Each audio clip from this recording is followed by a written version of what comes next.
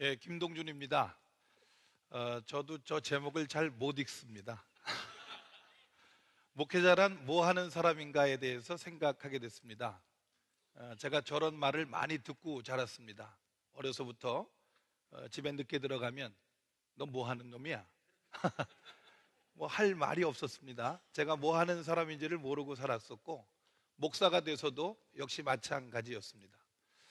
목회자란 어떤 사람인가, 목사의 직무란 무엇인가에 대해서 뻔한 대답인 것 같고 진부한 내용인 것 같지만 이게 그렇지 않더라고요. 저마다의 생각이 다 다릅니다. 처치 퍼리 포토라고 하는 데서 제가 퍼온 이 사진이 그 증거입니다. 목사란 뭐 하는 사람인가? 마이 소사이어티는 설교하는 사람이라고 생각을 한답니다. 그리고 부모님들은 결혼식 주례하는 사람이라고 생각을 한답니다.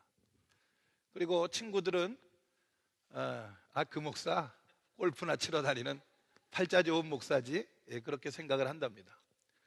그리고 늘 교인들은 이렇게 고마운 생각을 하죠. 우리 목사님은 매일 책에 파묻혀서 독서하시는 분일 거야 라고 생각을 합니다.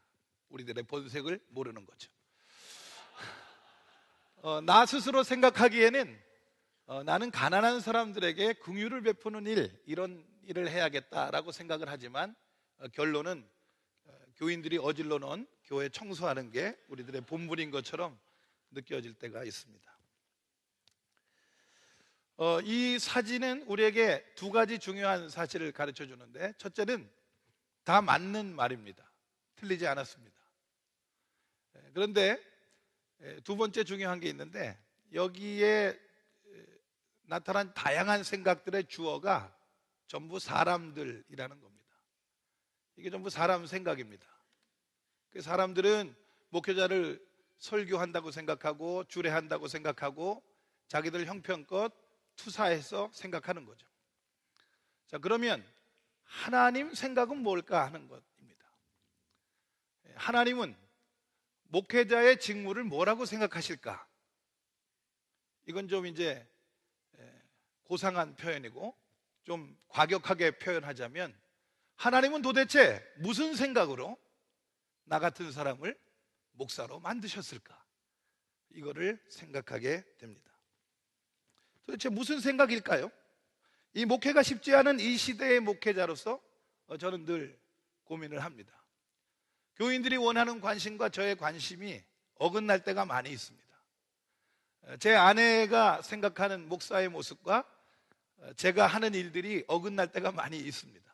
그럴 때마다 이런 생각을 해봅니다. 목회는 되지 않고 이것저것 해보는데 나에게 성취감이나 만족감도 없고 교회 현장에 변화도 없고 도대체 나는 뭐 하는 사람인가? 이런 자괴감이 들 때도 있습니다. 그런 자괴감을 가지고 살다가 제가 뜨레스티아스라고 하는 영성훈련에 참가했습니다. 뜨레스티아스를 TD라고 하는데 3박 4일 동안에 아주 집중된 영성훈련입니다. 거기에 가서 은혜 받고 제가 이 스피리추얼 포메이션, 영성생활에 관심을 갖게 되고 제 목회의 중심으로 삼게 됐습니다. 스피리추얼 포메이션이라고 하는 걸 뭐라고 정의할까 얘기하면 굉장히 이제 길어지겠지만, 이 자리에서 우리가 간단하게 말하면 기도와 성경 또 순종과 사랑의 삶을 통해서 그리스도의 형상을 닮아 나가는 것, 이 정도로 설명을 하면 될 것 같습니다. 스피리추얼 포메이션은 기도와 성경 또 순종과 사랑으로 그리스도의 형상을 닮아가는 삶. 저는 TD에서 은혜를 받고 TD 현장의 감격을 어떻게 하면 목회 현장에 그대로 옮길 수 있을까를 고민하면서 목회했고 연구해 왔습니다. TD 영성, 이 스피리추얼 포메이션이 저의 목회의 중심이 됐는데 그게 문제가 있었습니다. 그 뭐냐 하면 거기서는 되는데 여기서는 안 됩니다. 거기 가면 막 뒤집어지는데 우리 교회에서는 안 뒤집어집니다. 또 교회 회중 간에도 문제가 있었습니다. TD에 참여할 수 있는 교인들이 있고 TD에 참여하지 못하는 교인들이 있는데 거기에 참여할 수 없는 형편의 사람들은 소외되고, 또 참여한 사람들도 거기서의 어떤 감동이 오래 가지 않았습니다. 뭐 교인들은 둘째치고 저부터도 문제였죠. 왜냐하면 교인들의 어떤 영성 형성, 그것은 고사하고 저 자신의 문제, 그것 자체가 어려웠습니다. 스피리추얼 포메이션, 그리스도의 형상을 온전히 닮아나가는 이제 그거를 제가 타겟으로 삼고 목회하다 보니까 늘 목회 속에서 저에게 생겨나는 건 자괴감 뿐이었습니다. 그럴 때마다 드는 생각은 처음에 말씀드렸던 그거죠. 하나님은 도대체 무슨 생각으로 나 같은 사람을 목사로 만드셨는가? 이제 그렇게 고민하다가 이제 발견한 것이 스트럭처럴 포메이션, 발음도 잘 못하는 그거입니다. 저게 이제 콩글리시일 겁니다. 제가 만든 용어입니다. 스피리추얼 포메이션이라고 하는 상대 개념입니다. 이거는 교회를 조직적으로 행정적으로 세워내는 일입니다. 실제적으로는 두 가지입니다. 소그룹을 만들고 평신도 지도자들을 소그룹 안에 세워내는 일입니다.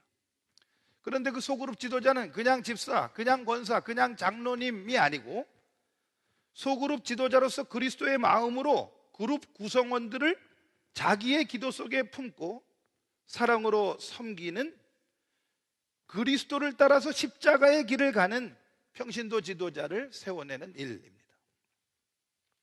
저는 이것이 우리가 이 시대에 가장 소홀히 여기기 쉬운 목사의 한 가지 직무라고 생각을 합니다.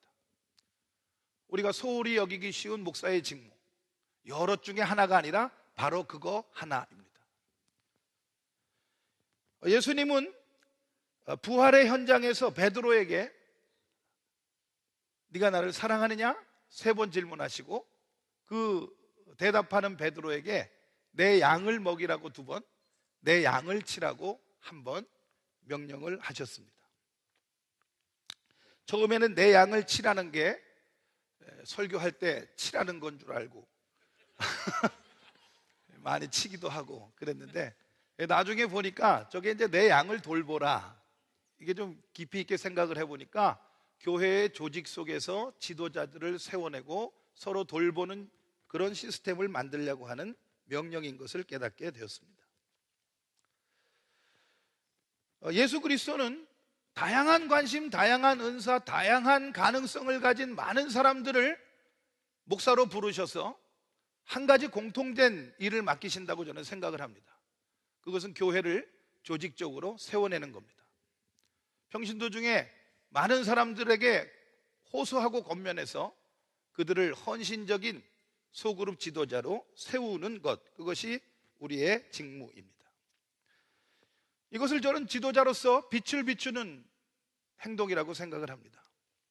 민수기 8장 1절부터 4절까지 있는 말씀이 저에게는 새로운 관점으로 이해가 되는데, 민수기 8장 2절에 있는 말씀이 저렇게 되어 있습니다. 아론에게 말하여 이르라, 등불을 켤 때에는 7 등잔을 등잔대 앞으로 비추게 할지니라. 저 말씀 가지고 참 오래 고민했습니다. 쓸데없는 말을 성경에다 써놓은 줄 알았습니다.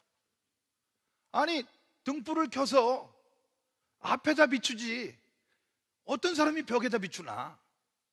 아무리 생각해도 그런 사람이 없는 것 같았는데 나중에 알고 보니까 제가 그런 사람이었습니다. 제가 목사인데 순종하는 교인들, 말 잘 듣는 교인들, 충성하는 교인들한테는 언제나 등불을 켜서 그들을 향해 비춥니다. 그런데 불순종하고 저항하는 사람들에게는 제 마음이 돌아서 버려요. 그래서 벽을 향해서 빛을 비추는 제 모습을 보게 됐습니다. 4절 말씀, 왜 그런가 보니까 이 등잔대의 제작법이 이러하다는 겁니다. 금을 쳐서 만든 것인데 밑판에서 꽃까지 쳐서 만든 것이다. 평신도 지도자들을 세워내는 목사의 직무는 자신을 쳐서 복종하게 해야 할 수 있는 겁니다. 그 저항들을 이겨내고 불순종들 앞에서도 전혀 흔들림 없는 사랑, 흔들림 없는 그런 관심을 견지해야 되기 때문에 그렇습니다. 나를 쳐서 그들을 세워내는 일입니다. 제 생각에는 이 시대 많은 교회들이 평신도 리더십이든 교역자 리더십이든 이 리더십들이 저걸 감당하지를 못합니다. 그래서 저항감, 불순종하는 사람들, 거절감을 소화하지 못하고, 그리고는 전부 이 세상을 향해 비춰야 되는 우리의 빛, 서로를 향해 서로를 세워주는 리더십으로서의 빛을 전부 이제 벽을 향하고 비추고 있는 것 같아요. 그리고는 벽을 향해서 쪼르륵 서가지고 누구 빛이 밝은가 이러고 있는 거 아닌가 말이죠. 그러면서 우리는 세상을 향한 영향력을 잃어가고 있다고 생각을 합니다. 스피리추얼 포메이션은 무엇을 위한 스피리추얼 포메이션인가? 그것은 반드시 스트럭처럴 포메이션을 위한 스피리추얼 포메이션이어야 된다고 저는 생각을 합니다. 여러분 한번 생각해 보세요. 저 문장을 자세히 보십시오. 교회의 스트럭처가 흔들리고 있는데 자기 믿음만 좋다고, 자기 영성만 지금 잘 돼 있다고, 아우 나는 감사해요, 아우 나는 행복해요, 이러는 지도자가 있다면 그 지도자의 만족은 무엇이고 그 지도자의 기쁨은 뭐겠습니까? 우리들의 영성은, 우리들의 스피리추얼 포메이션은 반드시 교회를 구조적으로 세워내는 스트럭처럴 포메이션, 그 목적지에 도착해야 되는 것입니다. 그래서 이제 저는 제 목회의 중심에 이제는 저걸 뒀어요. 스피리추얼 포메이션 for 스트럭처럴 포메이션. 자, 그러면 어떻게 평신도 지도자를 세울 것인가? 실제적인 면에서 몇 가지 빨리 말씀을 드립니다. 첫째는 모든 영역에서, 목회 영역에서 이 사실을 강조합니다. 예배의 대표 기도에 속장님들 참여하게 하고, 안내위원, 헌금위원, 모든 예배위원들 직분에 따라서가 아니라 속장님들에게만 그것을 맡깁니다. 벚꽃놀이 단풍 구경 속장님들하고만 다닙니다. 두 번째는 둘씩 짝을 지어서 세워야겠더라는 거죠.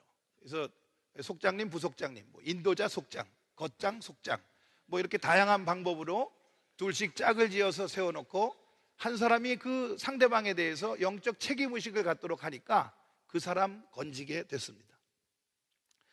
세 번째는 기도와 말씀 중심의 생활 훈련이 된 지도자를 세우는 겁니다. 실질적인 크리스천입니다. 너무나 많은 명목상의 크리스천들이 생활 속에 기도와 말씀이 체화되지 않은 채로 교회 일을 합니다. 생활 신앙 훈련이 된 이런 지도자들을 세워내는 일, 그것이 바로 평신도 지도자를 세우는 일. PED에서 이 가운데 이자, equipment, equipping pastor, 평신도를 세우는 지도자가 돼야 됩니다.